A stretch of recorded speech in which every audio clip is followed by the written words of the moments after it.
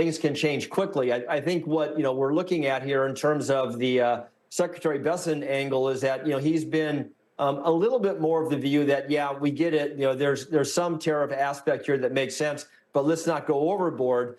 You go back to where we started, Kelly. I mean, going into this year, we were modeling, okay, we're going to get a 10% across the board tariff that maybe gets negotiated down to 5%. That's a marginal impact on S&P 500 fundamentals. We can live with that because of all the other things going on with fundamental dynamics. So I think when you then went to 20%, much bigger issue, much bigger headwind for the S&P. You're alleviating some of that and putting us back to where we started, I think, a couple of months back. And let's trace the events back to, was it just last Wednesday was Liberation Day, as the president called it, April 2nd, the announcement of what had been in the works for weeks, if not months, reciprocal tariffs. There was all of this surprise and concern about how those rates were actually calculated. A lot of surprise that they were as high as they were on certain partners like Vietnam, who had seemed to play ball, weren't necessarily the worst actors and so forth. We've heard days now of defense of this regime of basically saying we're trying to close the trade deficit, we're trying to reorder the U.S. economy, and all of this from all of the major cabinet advisors, all of them kind of trying to lay out this scenario.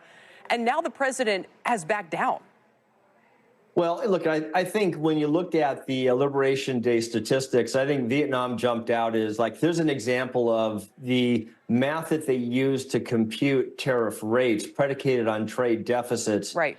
I'm going to say probably has some issues, right? Because it didn't take into account the reality, the underlying fundamental circumstance of the relationship with many of these countries, and Vietnam is the poster child for that. So I think the moment investors saw that, it's like, wait a minute here, something's just not right with the formula, with the approach, which I think precipitated a lot of the reaction Thursday, Friday, and again, the first part of this week. Yeah. I look at it from our perch. We went into Q2 getting more aggressive on the growth part of the market, when overweight tech, remain overweight comm services, on the view that at some point this is going to play through. That part of the market that got hit first is more likely to snap back quickest, and I think that's what we're seeing now unfold. So I think the playbook's changing quickly, and we've gone from a lot of uncertainty to alleviating some of that. Yes, and we'll cycle through some of the Mag 7, the major cap names. NVIDIA was higher even before all of this happened. But Scott, if you could hang tight for just a moment, let's get to Eamon Javers at the White House. Eamon, what an extraordinary turn of events. The Dow is still up about 1,900 points.